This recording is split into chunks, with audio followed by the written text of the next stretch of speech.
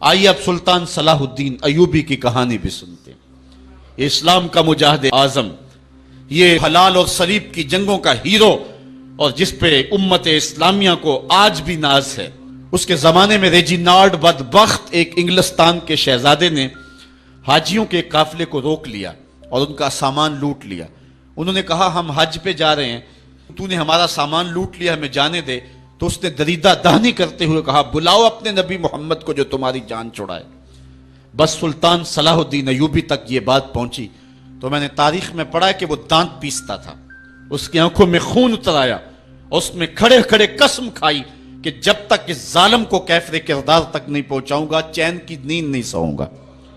پھر پونے دو سال کا عرصہ آپ سلطان صلاح الدین ایوبی کی زندگی دیکھ کے جنگی مہموں کو ترتیب دیتا رہا، دن رات اس نے ایک کر دی، نیند قریب نہ آنے دی۔ جب نیند بہت زیادہ تنگ کر دی تو پھر وہ خیمے کی چوب کے ساتھ ٹیک لگا کے کھڑے ہو کر کے اپنی آنکھوں کی آگ بجھا لیتا، اور پونے دو سال کا عرصہ اس نے چارپائی پہ لیٹ کے نہیں دیکھا۔ پھر وہ لمحے آئے کہ اللہ نے اس کی مراد پوری کی۔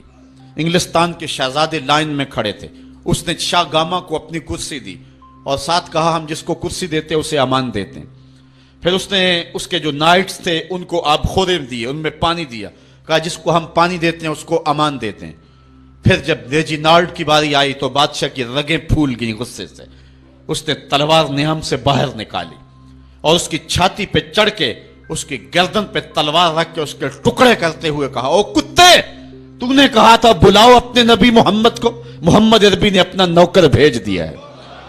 اور اس طرح اس ریجینالڈ کتے کے دو ٹکڑے کر کے رکھ دیے۔ یہ ہماری تاریخ ہے، یہ اور روشن تاریخ ہے۔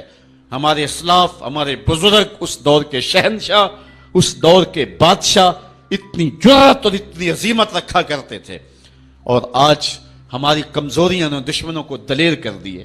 کبھی ایسا بھی اندھیر آیا تھا کہ سرے عام یوں توہین اور تنقیص ہوتی ہو پیغمبر حسن اور پیغمبر جمال کی، اور پھر 1 ارب 40 کروڑ انسان دنیا کے اوپر بستے ہوں، یہ بھی زمانے نے دن دیکھنے تھے۔ تو امت مسلمہ کی موت واقعہ ہو جائے اگر حضور علیہ السلام کی توہین باقی رہتی ہے۔ اس لیے امت کو پوری قوت کے ساتھ کھڑا ہونا ہے اور اپنے نبی علیہ السلام کی توہین کا بدلہ لینا ہے۔